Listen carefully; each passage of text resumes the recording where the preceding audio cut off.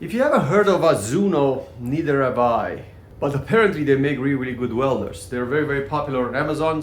I keep seeing them advertised everywhere, so I've got one. In this video I'm going to show you how it works. I'm sorry this video is going to be a little bit longer than usual because there's just so much to show. This one is MIG, Flux core. Also can do aluminum, MIG. Can do spot MIG. It's spool gun compatible, which does not come in the kit. I want to be very clear as far as that goes. And also can do stick. As I said, this is not the basic version. This is flux core right now in it. So I have flux core in here, right? So this is flux core, but you could put aluminum and you could weld with gas. Here in the back, you have a gas input. And my tank is on back order. Obviously, I have the power button. This is the MIG 200L model. So this is the most advanced, I think, that they sell. As soon as I plugged it in, you could definitely hear the fan. I hope my microphone does a good job canceling that. First of all, this is the ground, and you could move this one from one side to another for no gas and gas. So right now I'm going to weld with no gas. So I'm going to have this on this side, and then I'm going to have the ground over here. Also, there's a lot of controls over it. So right now we're going to do flux, but you could select for metal with CO2, metal mix, so the mix of gas, and of course you have the aluminum and argon or copper and argon. So this one can weld aluminum, which I have an aluminum spool, but I don't have my argon gas yet. Today we're gonna test it out with the flux core. This is the one that everybody starts on. It doesn't make beautiful welds, but it makes quick, easy, cheap welds without having to haul a bottle of gas with you. Today I have a flux in it. I put it in 2T mode. This is the easiest one to start working on it. 2T and 4T. 4T is more like automatic, so it feeds it automatically, where 2T is like when you hold the trigger, it comes out or it doesn't come out. So this is a lot more convenient. Also, I could adjust how fast the wire goes out. So right now I have it on minimum, and I could adjust it how fast it goes out, and also how many amps I want to weld at. But without wasting too much time as far as that goes, let's get into it. Okay, I have a little contraption over here prepared just so I could show you how the welding goes. Two surfaces, fairly clean over there. So it's ugly material, but fairly clean in the middle. I just want to put them together and show you the strength of the welds. Of course, I'm running a mask, so I'm going to sound a little bit different.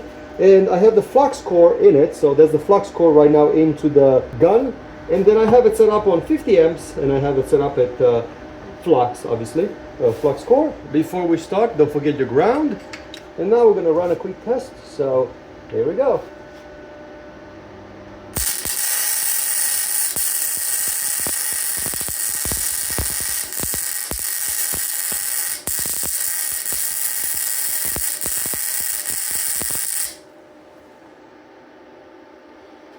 Okay, so the first thing that I'd noticed is that I have to learn how to use this.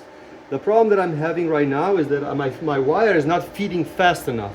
So I'm making a weld over here, but it's kind of like spotty and ugly, and that is a flux core kind of a type of a weld, but still at the same time, it's just, it's penetrating, but it's not a pretty. So what I'm going to do is I'm going to raise the speed that it goes with. Okay, so now I am halfway speed there, maybe a little bit too much. And this is a matter of learning how to use your tool, you know?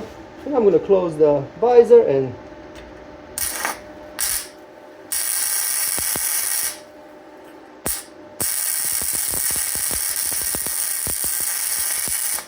I should use a little bit more amps so it penetrates a little bit deeper. So I'm going to go 75 amps.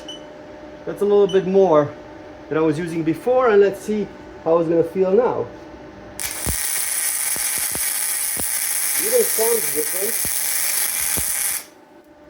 Oh yeah, much better weld.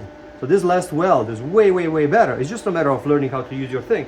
So if you look over here, and I'm going to put a close-up, but if you look over here, look at the ugly welds that I did initially, and then here it's a much better weld because I have much better penetration. Also, I'm going to move it a little bit to 100, see what happens. Maybe I'm going to burn through things, but right now I'm at 100, and I'm going to give it a little bit more wire. So I'm a little bit more wire, and let's see what's going to happen here on the last part.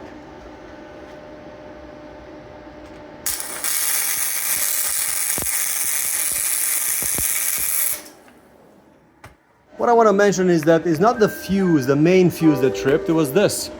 So it was just this that tripped. You shouldn't be using it to a surge protector, so I'm going to move it somewhere else where I'm going to have more power coming out of it. Okay, let's resume this weld. This one has much better penetration. I can definitely see it. Much better penetration. So I'm slowly getting the gauge for what should I use it for, right? And just want to give you a close-up to the type of welds that I was able to do. So these were 50 amps. Obviously the wire was not feeding fast enough and very terrible penetration because I was not using the tool the right way. And then I went over here and I have much better penetration at 75 amps, right? So I have much better penetration and I was feeding the wire a little bit faster. And then I'm going over here and here I feel like I have a little bit too much penetration. I'm having a hole over here, so it's a little bit of a hole, but a much better weld. So 90, I think for me, for this type of a material is gonna be great. And in the same time, this is quite strong. So this is not gonna go anywhere. Throughout time, I've made some pretty big projects for me. My Toyota Yaris did not have a rear rack, so I could carry a motorcycle because they don't make one for Yaris. I welded my own with a very cheap welder. I wish I had this one. And not to mention, on my dirt bike days, I had so much aluminum stuff that broke. And I did not have an argon welder and argon wire to weld things with. But now I do. So in my next video, try to learn a little bit more how to use this thing. Wait for my argon gas bottle to show up in the mail. And once I hook it up, then I will be able to do aluminum copper, MIG, flux core, argon gas, CO2 gas, and all this other magical stuff that I couldn't do before. So if you're thinking about an affordable welder, you have a smaller version of this, MIG will be enough for you. If you are having bigger plans in the future, maybe this is the right one for you. I hope this video helped you out. I think you're gonna do fine. If I can do it, you can too. Thanks for watching.